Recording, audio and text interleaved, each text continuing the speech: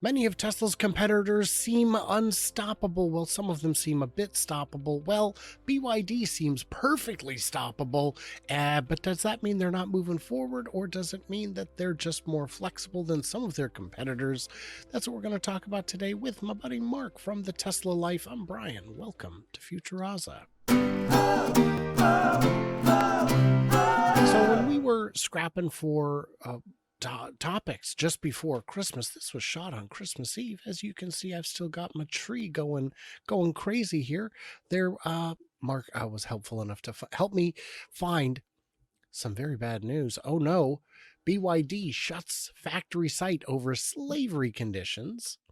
I love that they went ahead and put quotation marks around that. Yeah, they need all the quotations they can on this particular article. They've halted construction of a factory, saying workers live in conditions comparable to slavery. More than 160 workers have been rescued. Oh no, in the northeastern state of Bahia, according to a statement from the labor office.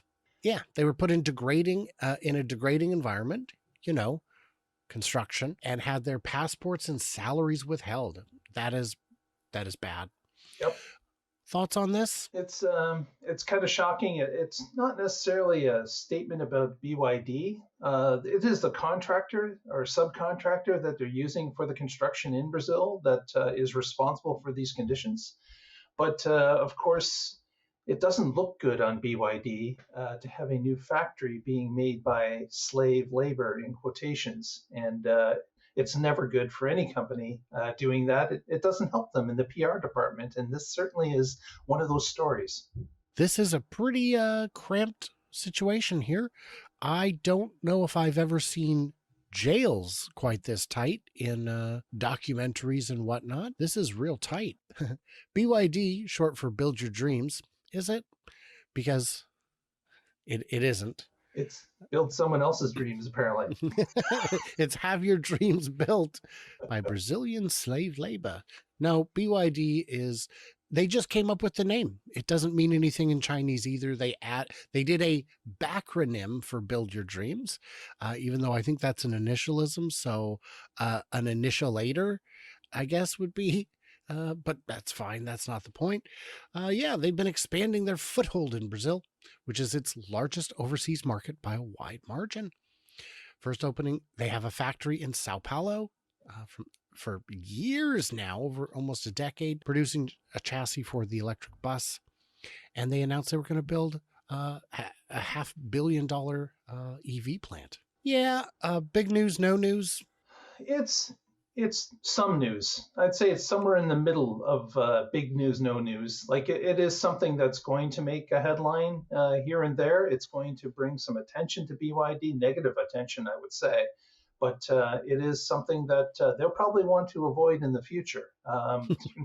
You're not wanting to pair your name with slave labor, and that's just not going to work. With all kinds of labor practices like that. And we've seen similar labor practices throughout the Middle East, the UAE especially, where these foreign workers will come in from India and Pakistan to build their monuments to hubris and have their passports confiscated on arrival.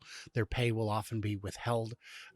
They'll often be expected to work in extremely dangerous conditions and live in just real slums. Remember the days of Foxconn in China, as they had extremely bad press about what was going on at particular Foxconn plants.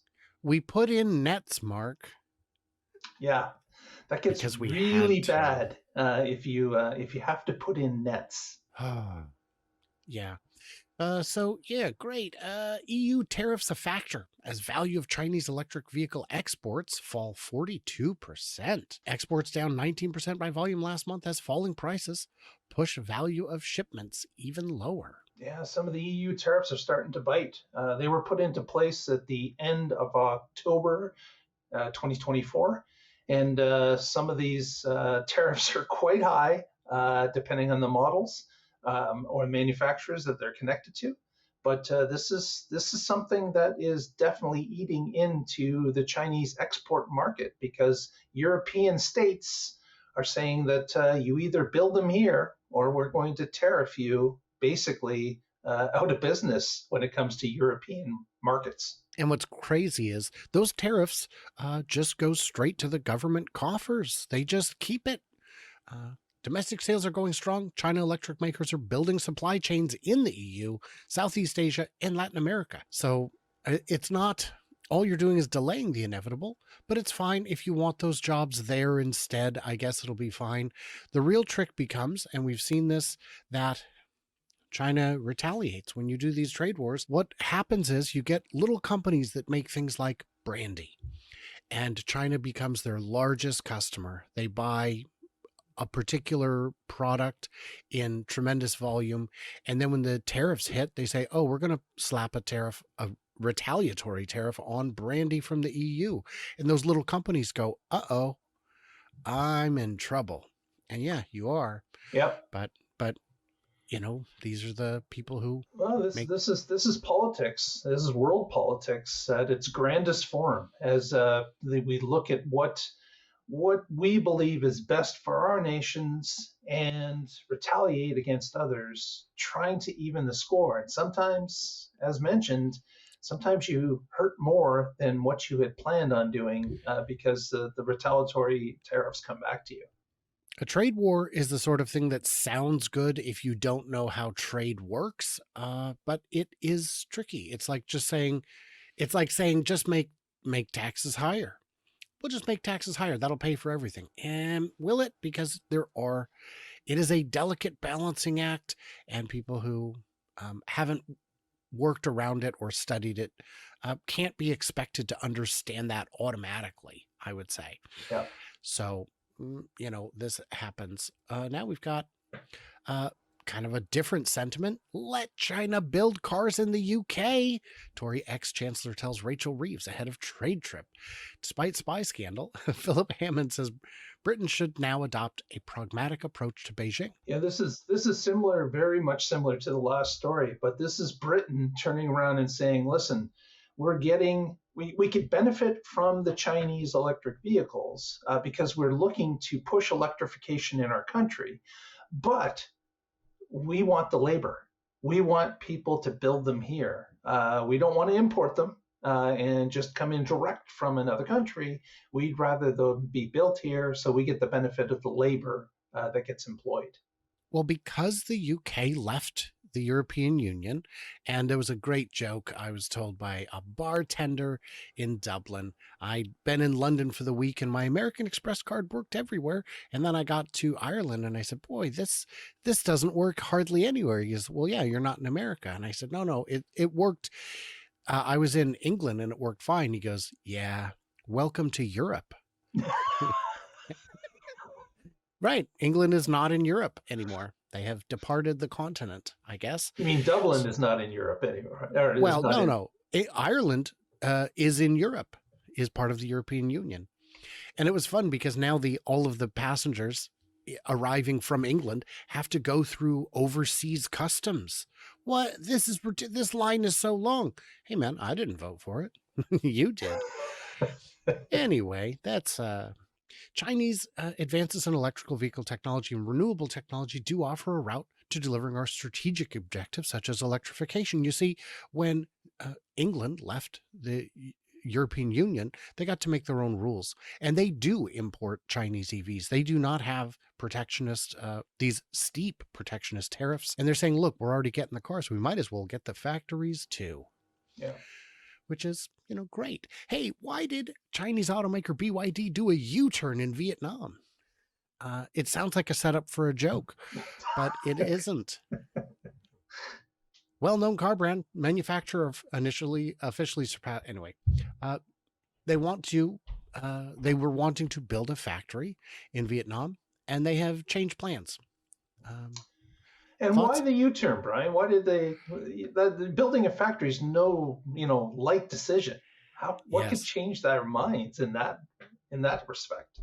I think they don't need to. China is sufficiently close that exporting is not a logistical challenge at all.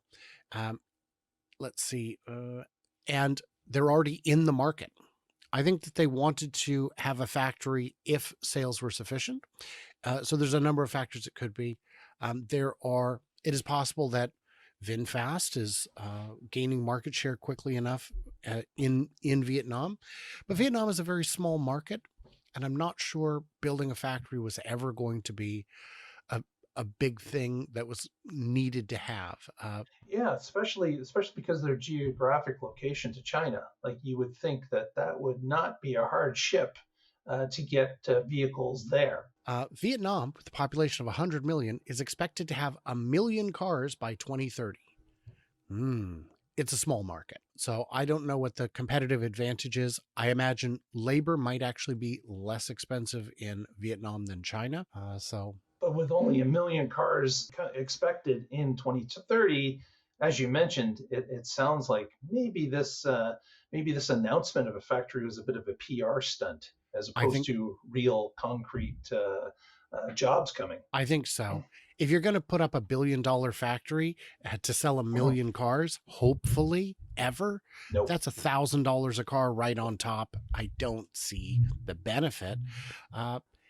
India shut down another China entry, this time BYD. They wanted to put a $1 billion factory in India, and that got shut down. Now, that was because India does have a very strong domestic automobile manufacturing industry, and they were able to get protectionist policies put in place to protect Tata and Mahindra and the others. Look at the hoops that Tesla's been running through with India. How long has those negotiations been going on? Because Tesla knows that India has this protection type thing for their automotive industry. It's not a surprise. It is not a surprise. So, guys, this is the time in the show when we go back to last week's show and we cover the questions. If you ask a question in this show, we will answer it. Where is the microphone used to listen for emergency vehicle sirens? How keep dry? How keep it dry? Because maybe it's on the inside of the vehicle. Is that It is on the inside. If it is the microphone that is already in your vehicle, we know because that's how they're able to do an over-the-air update to activate it. If you can hear a siren from inside the car, which is admittedly not the best place for the microphone, but it's where we do the hearing currently. And how keep dry? I made a pretty off-color joke in response to how keep dry. But that's neither here nor there. So let's find the next question we've got here. Is it Giga Urethra? That's on the Giga birthing tunnel. Yeah, we're not answering that question. The more I listen to you, Brian, the more you remind me of Bill Bryson. Is there a connection in any way? Bill Bryson? Well, apart from being an equally handsome devil, no. I mean, I guess I can see it. I haven't heard his voice. I reckon that's just a picture of me. Mommy, where do Cybertrucks come from? You know what? I don't know if we need to address that. They are fully American cars. Yes, well, birthright citizenship for Cybertrucks. That's right. Yeah, most American cars in production. Yeah. Cybertruck is only, I think, 65% U.S. made, which kind of surprised me. But that's because a lot of it is still North American made. But I don't know where all those I don't know how they calculate it. I've tried to find that information. When you're doing it, is it by value? Is it by weight? Is it by part count? I cannot find an answer. If you know. Yeah. Did Song Gang Boo Boo? Envision doesn't sound like a great movie. Tiny company retirement. Song Gang was employee number 1 at Giga Shanghai, apparently, and was running the factory. There's a bunch of reasons you might leave. Maybe he wanted to be in a different part of the country where his family is or is from. Maybe he was offered, my guess, normally in these situations, you're offered a big fat paycheck to go do some magic somewhere else. His resume, of course, speaks for itself. He would be in high demand, and I think that is something that would, he would have the opportunity to do that. Yeah. Thoughts on why he left? It could be wide and varied. Yeah, there could have been issues internally, or it could have been that he was just tired of the same old and wanted to move on, and had his resume updated, and away he went. It is a very stressful environment to work for Tesla. You are expected to work miracles, and I can see that everyone moves on at some point. Cybertruck mysterious tunnel. It's not mysterious. It's just boring. There we go. That's a good joke. Yeah, yeah. And lastly, why are you speaking in that tone? Good content, but the way you talk is a turnoff. Well, that's how I keep your camera dry. we can only be us. Like no one's putting on a front here, so Yeah. I'm not putting on an electronic voice for anybody. Yeah, we should auto-tune a whole episode. Wow.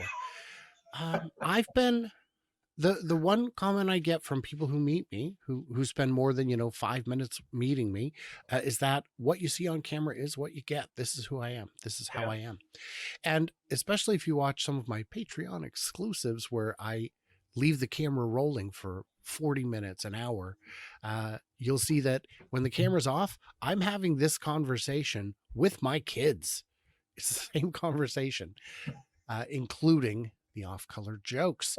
Guys, if you have a question you want them answered, you got to leave it down below. The mandatory comment period is back to optional. I trust you'll do the right thing, everybody. To answer one question that was asked more in the comments than anywhere else is, why did I face a recent subscriber purge? Because I had a day where I lost 1,300 subscribers due to a bot purge.